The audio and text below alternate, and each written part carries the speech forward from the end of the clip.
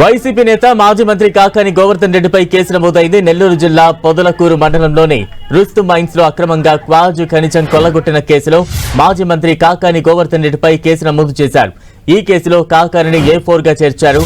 ఇదివరకే ముగ్గురిపై కేసు పెట్టగా తాజాగా కాకానితో సహా మరో 7గురిపై FIR నమోదు చేశారు. A6, A8 గా ఉన్న ఇద్దరిని అరెస్టు చేసి గూడూరు కోర్టులో హాజరుపరిచారు. కోర్టు వారికి 14 రోజుల పాటు రిమాండ్ విధించింది. ఈ కేసులో మిగిలిన కాకానితో పాటు మరో 4గురిని అరెస్టు చేసే సూచనలు కనిపిస్తున్నాయి. మాజీ మంత్రి కాకాని గోవర్ధన్ రెడ్డిపై కేసు నమోదైంది. తాజా అప్డేట్స్ అందించేందుకు మా ప్రతినిధి దేవకుమార్ సిద్ధంగా ఉన్నారు. దేవకుమార్. బలరాం, నెల్లూరు జిల్లా పొదలకూరు మండలం తాటిపర్తిలో రుస్తుం మైన్స్ అనేది ఉంది. అయితే దీన్ని గతంలో ఒక వ్యక్తికి లీజుకి ఇచ్చున్నారు. అయితే ఆ లీజు గడువు ముగిసిన తర్వాత కూడా ఎవరికి కూడా దానికి సంబంధించి ఎవరికి కూడా అనుమతులు ఇవ్వలేదు. అయితే గత ప్రభుత్వంలో ఈ రుస్తుం మైన్స్లోనే కోట్లాది రూపాయల క్వార్జీల అక్రమ దోపిడీ జరిగినట్లుగా ఇట్లు మైనింగ్ అధికారులు లెక్క తేల్చడం జరిగింది. ఈ క్రమంలోనే ఈ వ్యవహారానికి సంబంధించి మొత్తం 10 మంది పైన కూడా కేసులు నమోదు చేశారు. అయితే కొద్ది రోజుల క్రితం 3 పైన కేసు నమోదు చేయడం జరిగింది.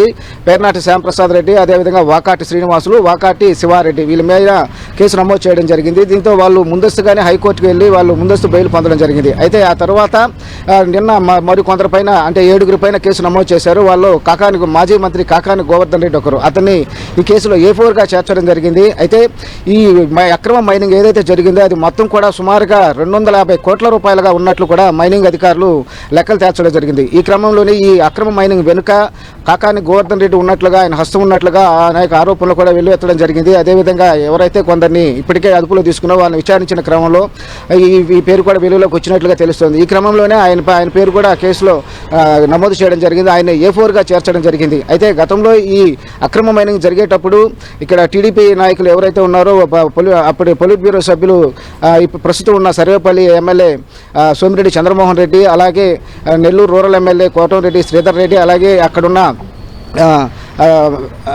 కురుగండ్ల రామకృష్ణ, ఇలా అనేక మంది టీడీపీ నాయకులు కార్యకర్తలు కూడా అక్కడ ఆందోళన చేయడం జరిగింది. అదేవిధంగా సోమిరెడ్డి చంద్రమోహన్ రెడ్డి అక్కడ రుస్తుం మైన్స్ దగ్గర సత్యాగ్రహ దీక్ష కూడా చేపట్టడం జరిగింది 3 రోజుల పాటు. అయినా అదేవిధంగా అతను నెల్లూరు జిల్లా ఎస్పీ దగ్గర నుంచి కలెక్టరు, అదేవిధంగా రాష్ట్ర డీజీపీ కూడా ఈ అక్రమ మైనింగ్ పైన ఆయన ఫిర్యాదు చేయడం జరిగింది. అయితే అప్పట్లో ఎలాంటి స్పందన అనేది లభించలేదు.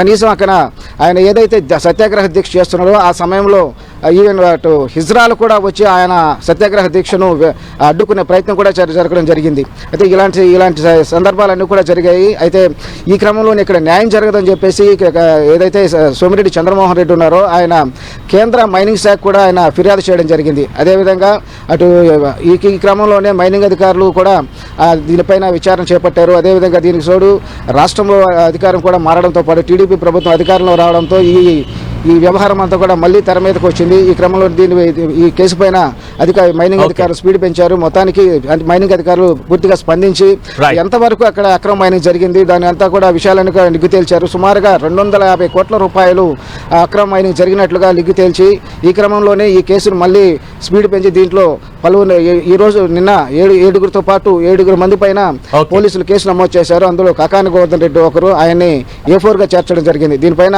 విచారణ పూర్తయిన తర్వాత మరికొన్ని అరెస్టులు జరిగే అవకాశాలు అయితే ఉన్నట్లుగా కనిపిస్తోంది. బలరాం. Right, thank you Devakumar.